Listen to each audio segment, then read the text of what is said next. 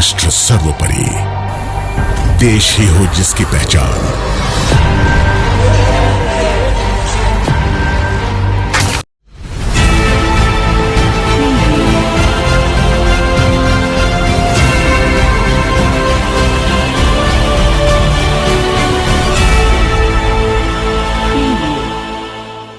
केंद्र सरकार की ओर से सेना में भर्ती की नई योजना अग्निपथ के खिलाफ देश भर में विरोध प्रदर्शन भीषण होता जा रहा है।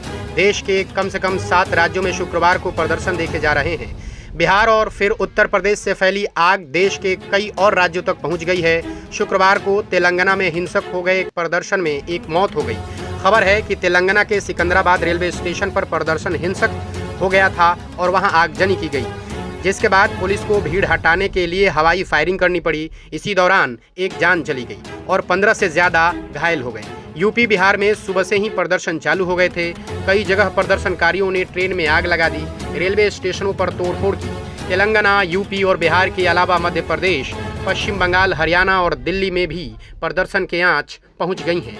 बिहार में नेताओं को भी निशाना बनाया गया है। उप मुख्यमंत्री रेणु देवी के बेतिया के आवास पर हमला किया गया था। इसके बाद बीजेपी के बिहार इकाई के अध्यक्ष संजय जायसवाल के आवास पर भीड़ ने हमला किया। वो उस दौरान घर में ही थे। हमले में घर में लगे गेट को तोड़ने का प्रयास किया गया। घर का शीशा चकनाचूर हो गया। शहर के अस्पताल रोड स्थित प्रदेश अध्यक्ष के आवास को निशाना बनाया गया, जिसमें एक पुलिसकर्मी भी घायल हो गया।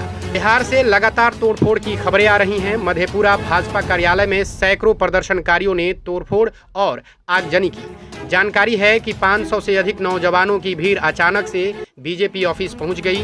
वहां पहले से पुलिस की तैनाती की गई थी, लेकिन भीड़ के सामने पुलिस टिक नहीं पाई। नालंदा के इस्लामपुर स्टेशन पर खड़ी इस्लामपुर हटिया एक्सप्रेस ट्रेन में भीड़ ने आग लगा दी, जहां 3 एसी बोगी जलकर राख हो गई। इस दौरान कई बोगियों को क्षतिग्रस्त कर दिया गया। बता दें कि इसके पहले सुबह में ही बिहार में समस्तीपुर, सुपौल और लखीसराय में प्रदर्शनकारियों ने ट्रेन में आग लगा दी थी। बिहार के एडीजी लॉ संजय सिंह ने कहा है कि अग्निपथ स्कीम के विरोध में प्रदर्शन और हिंसा कर रहे 125 लोगों को हिरासत में ले लिया गया है। उन्होंने बताया है कि इस मामले में अब तक कुल 24 FIR दर्ज की गई हैं। इस दौरान सरकार लगातार योजना का बचाव कर रही है और इसे प्रमोट कर रही है। आज कई केंद्रीय मंत्रियों ने इस योजना के पक्ष में ट्वीट किया और लगातार इस योजना का बचाव कर रही है और इसे प्रमोट कर रही है। आज कई केंद्रीय मंत्रियों ने इस योजना के पक्ष में ट्वीट किए और सरकार से इस योजना को लाने और गुरुवार को आयु सीमा बढ़ाने के फैसले की तारीफ की।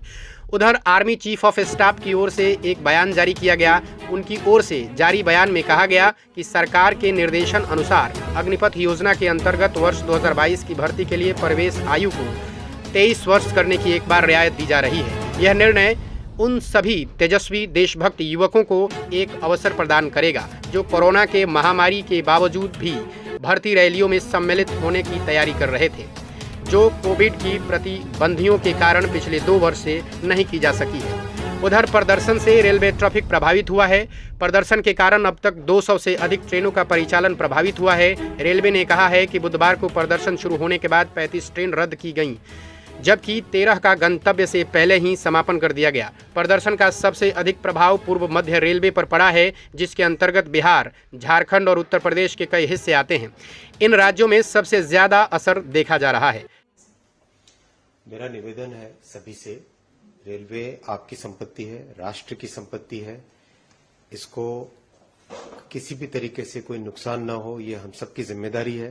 तो मेरा निवेदन है कि किसी भी तरह के वायलेंट प्रोटेस्ट न करें और रेलवे की संपत्ति को बिल्कुल भी नुकसान न करें। ये आपकी संपत्ति, आप ही की सेवा के लिए है। और अभी तक कितने